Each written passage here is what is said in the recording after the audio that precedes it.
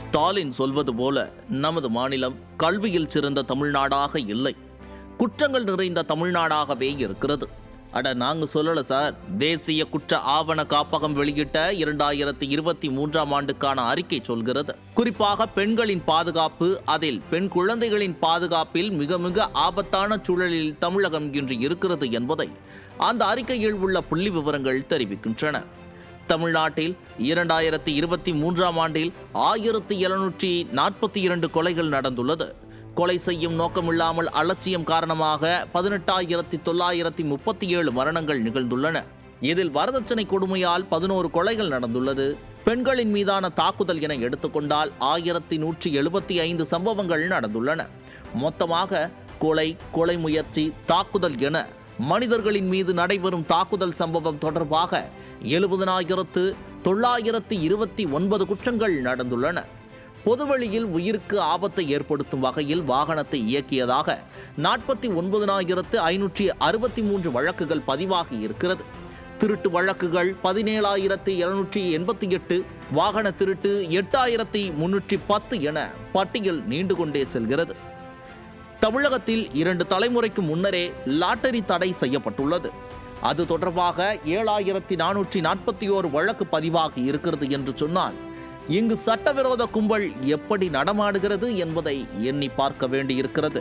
போதைப் பொருள் பயன்பாடு, விற்பனை, கடத்தல் இது தொடர்பாக மட்டும் 2,07,591 வழக்குகள் பதிவாகி இருக்கின்றன. போதையின் பாதையில் செல்லாதீர்கள் என ஸ்டாலின் புலம்புவதால் என்ன பயன்?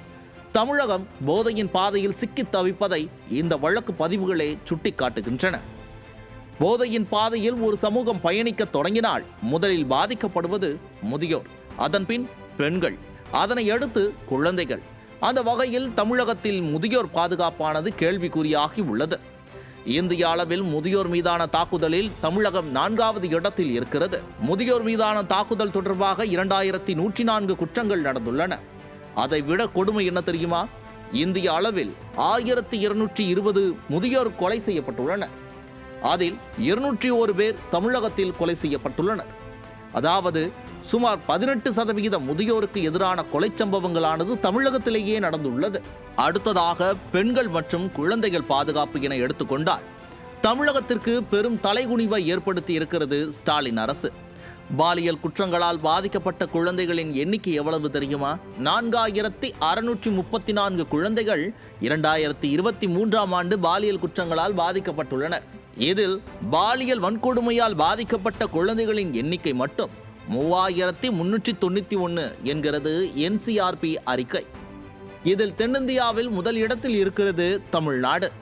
கல்வியில் சிறந்த தமிழ்நாடு என சினிமாக்காரர்களுடன் கூத்து நடத்திய உடன்பிறப்புகளே, இதை ரேவந்த் ரெட்டி பார்த்தால் சிரிக்க மாட்டாரா?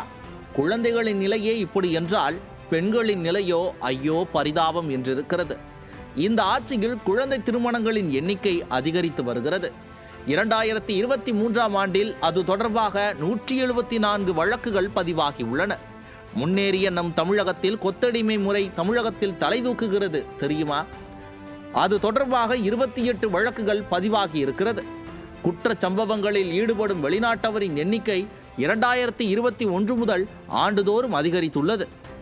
சைபர் கிரைம் குற்றங்கள் 2021ஆம் ஆண்டை விட 4 மடங்கு அதிகரித்துள்ளது.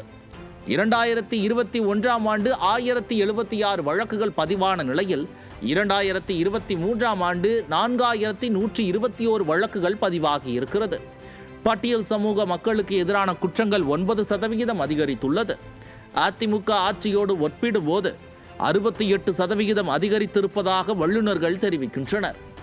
NCRP 2023ஆம் ஆண்டு அறிக்கையின்படி 2023இல் தமிழகத்தில் 19,483 தற்கொலைகள் பதிவாகி நாட்டில் 5வது இடம் பிடித்துள்ளது. தற்கொலை விகிதம் 25.3% உயர்ந்து தேசிய சராசரியை விட இரட்டிப்பாக உள்ளதாக தகவல்கள் வெளியாகி உள்ளது. இதெல்லாம் 2023ஆம் ஆண்டுக்கான, அதாவது ஸ்டாலின் ஆட்சிக்கு வந்த முதல் 2 ஆண்டுகளில் நடந்த கொடுமைகள். இதிலேயே தமிழகத்தில் பெண்களுக்கு, குழந்தைகளுக்கு, முதியோருக்கு, பட்டியல் சமூக மக்களுக்கு பாதுகாப்பு இல்லை என்பது தெளிவாக தெரிகிறது. குறிப்பாக இளைஞர்கள் போதையின் பாதையில் சீரழிகிறார்கள் என்பதும் தெரிகிறது. 2024 2025 ஆண்டிற்கான முழுமையான அறிக்கை வந்தால் திமுக அரசின் வண்டவாளமெல்லாம் தண்டவாளம் ஏறிவிடும். கல்வியில் சிறந்த தமிழ்நாட்டை குற்றங்கள் நிறைந்த தமிழ்நாடாக மாற்றியதுதான் ஸ்டாலினின் 5 ஆண்டுகால சாதனை. அட நான் சொல்லல சார், மக்கள் சொல்றாங்க.